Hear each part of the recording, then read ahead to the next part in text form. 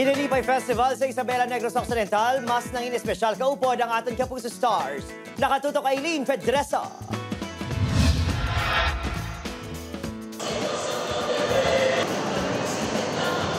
Nangin mas espesyal ang selebrasyon ng Kinalipay Isabela Festival sa Banwasang Isabela sa Negros Occidental bugod present ang Kapuso Stars.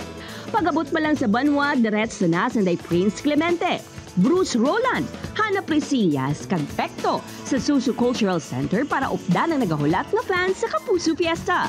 Pos-anay sa pagkakalasig members sa asawa ng asawa ko si Bruce Roland, mangun heartthrob siya anay for a night.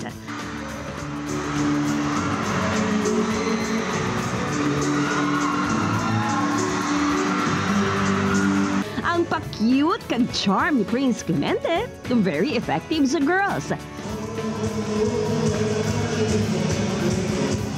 Mala-concert performance naman ang dala ni Queen Dam Hana Presillas. Napakainit ng pagtanggap ng mga taga-Isabela. Sobra ang saya ng tao. It was an amazing experience. Super saya, sobrang daming tao, sobrang taas ng energy ng mga tao.